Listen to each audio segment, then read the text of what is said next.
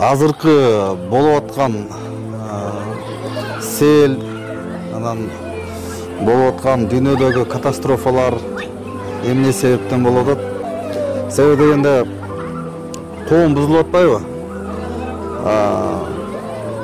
Кичини ызаттап айтат, улууну урматтап айтат. Сый жок, бардык нерсе бир гана выгода үчүн болуп калбады бул заманчы. Ошонун себебинен болуп атабы деп да азыр ойлонуп калдым да, анан сизден ар дайым акыл насаат сурайм. Ошо жөнүндө бир өзүңүздүн оюңузду, тажрыйбаңызды бир бөлүшүп кетсеңиз. Аузубиллахи минаш-шайтанир-раджим. Бисмиллахир-рахманир-рахим. Авал биз şu табигый кырсыктардын себебини өзүнөн издешибиз керек. Башка бирөө сынап коюш оңой эле. Бүгүнкү күнү социалдык желилерди карасаң, Facebook болобу, Instagram болобу, TikTok болобу, şu күнөөлөрдү издеп, мисалы МЧСти урушуп, же болбосо айыл өкмөттөрдү урушуп, өзүн көрбөйт да адам. Кур'ан-ы Каримде Алла Таала эскерткен. 3 аятты мен билем. 3 аятты Алла Таала эскерткен. Колуңар менен кылганыңар үчүн жооп бересиңер деп. Мен жазалайм деп айткан. Мен эскертип атам деп айткан сөздөрү бар. Анан Лут доорунда да адамдар жазаларын жөнүндө да атайын аят түшөт. Ошондой эскертсем кулак салбадыңар, кийин жазаладым деп туруп. Ошондуктан биринчи кезекте адам баласы пейилинен издеш керек. Алла Таала эмне үчүн бизди жаратты? Бул акырет күнгө даярдаш үчүн. Акылы бар, иманы бар адам акырет күнгө бүгүнтөн баштап иштейт. Тирүү мезгилинде. Өлөрдө эмес. Я Алла Таала кечирип кой деп туруп эми сага ишенем. Жок. Алла Таала бар экенине шек сана жок эч кимде. Чыныгы таква мусулмандарда. Ошондуктан чыныгы мусулмандар эмне өзгөрүлөт башка мусулмандарга караганда. Алла өлүмдү хак катарында билет, акыйкат катарында. И экинчиден болсо Алла дайданат. Чыныгы мусулман өлүмгө даяр. Ошон үчүн мусулмандар өлүмдөн коркпош керек. Анан бул дүйнөгө байлансаң, анан бир иманы жок иштерди кыласың, кылмыш жолуна өтүп аласың, кайдыгерликке өтүп аласың. Же болбосо жана сен башына соо бергенде, мен жашмын, эч качан карыбайм. Бул аксакалдар сыйырмат эмне кылам дейт. Өзүн карыбай турган адам катары сезет да. Же болбосо өзүнүн илими жок, билими жок, но акылдуу адамга асыла берет да. Анткени бунда дефицит бар да, комплекс неполноценности дейт орусча. Өзүнү сен катарында, башка адам катары көрө албайт, өзүн төмөн пас сезет да. Ошон үчүн наркыга асылат да. Бул да жаман нерсе бул. Андан көрө өзү умтулуп, билимди, илимди аркасынан түшүп алса, мисалы пайгамбар Мухаммад саллаллаху алейхи айткандай, керек болсо илимди, билимди алыш үчүн Кытайга чейин бар деген. Кыргызстанда туруп билим алгандар көп да азыр. Бирок асылгандары өзүнүн акыл эси, иманы жогорулук асылат да.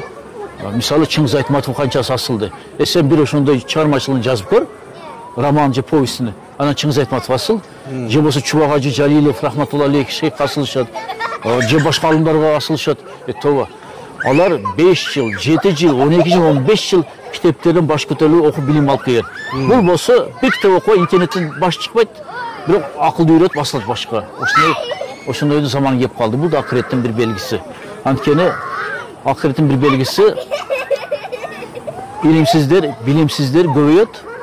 Экинчиден болсо илимди, билимди адамда сыйламай калат. Мындан тышкары кедейлерде, кембагалда текеберчилик пайда болот. Мал эч нерсе жок. Жүрөгүндө, мээсинде, анан кийин текеберчилик пайда болот да, мен кыймын дейт да. Эми андайларды көрүп атабыз. Бул да акыреттин белгилери. Бирок ошол себебинен бүгүнкү күнү кыргыздар көбөйт десек болот. Бир Кыргызстан эмес. Ойлосунбу биз уккандар?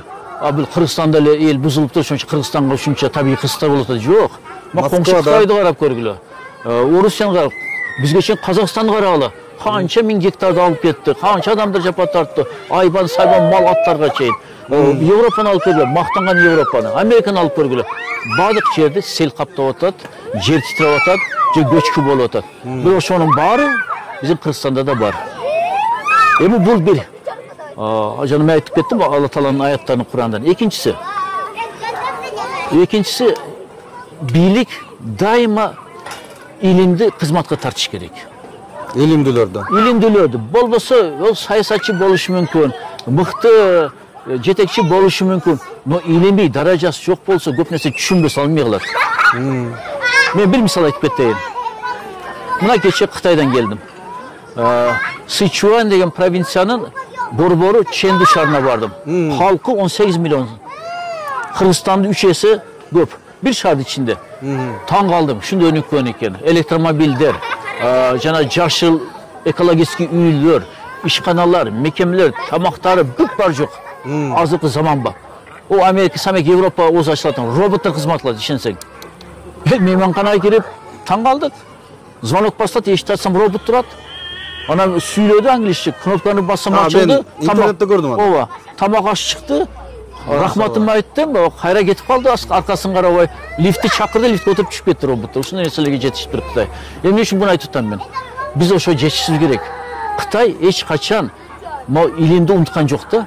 Ошон үчүн Кудайга шүкүр, биз коңшубуз Кытай экен, биз кыргыздар байыркы элбиз деп туруп, ушу Кытай булактарды карап, эски жазмаларын карап туруп, биздин заманга чейин 201-жылы Сыймат Чан деген Кытай тарыхчы биз жөнүндө жазып кеткен экен, биз бааны көтүптүз, документ катарында.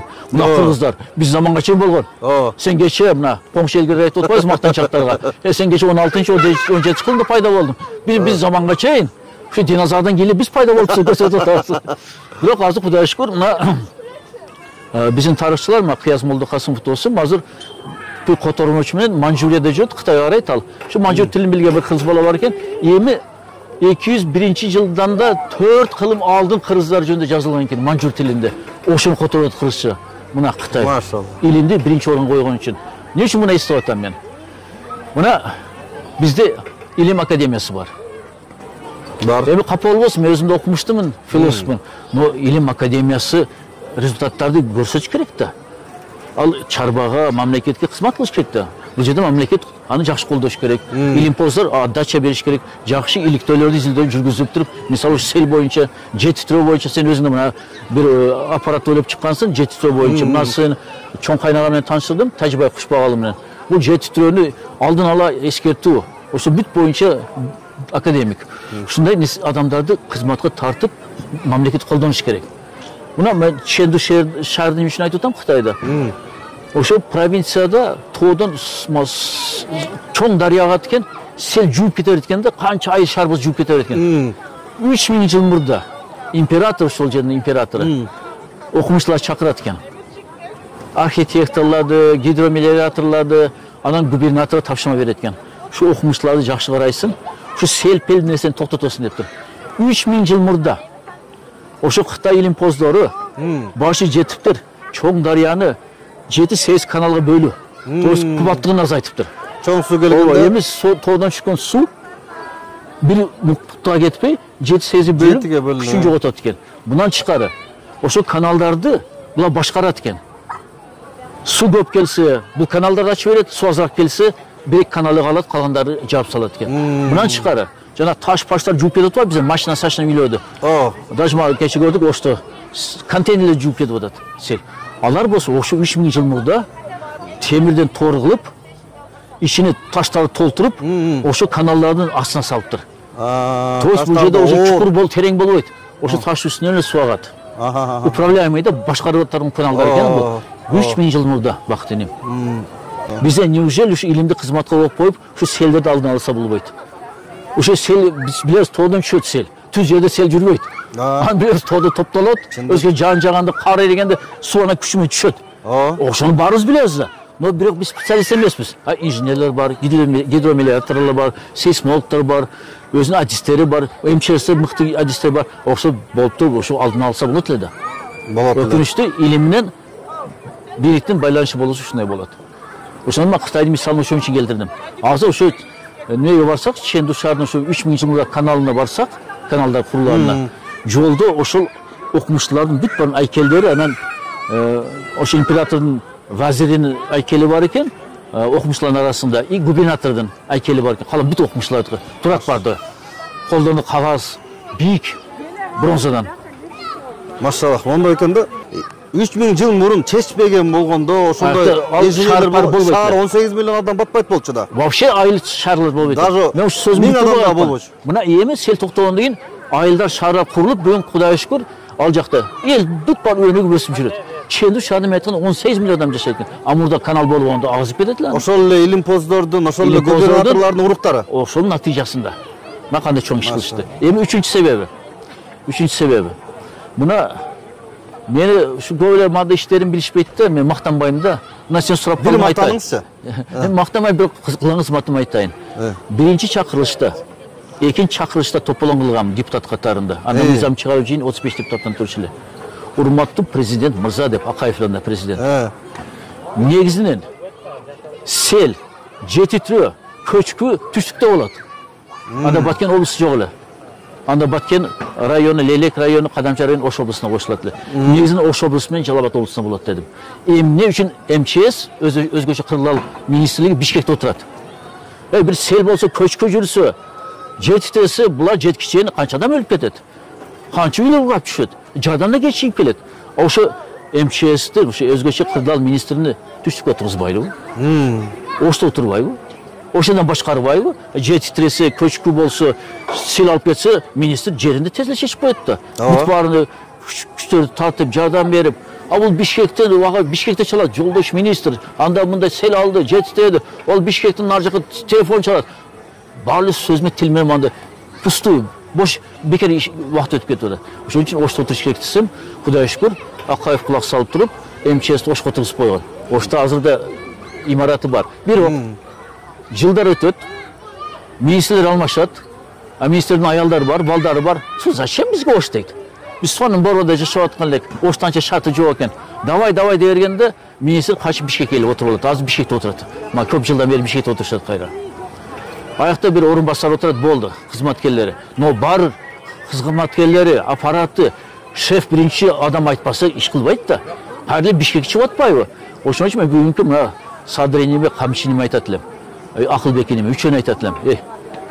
Ушу өзгөчө кырдаал министр Ошко отургузуп койгула. Табигый кырсыздарга жакын отурсун, элге жакын болсун.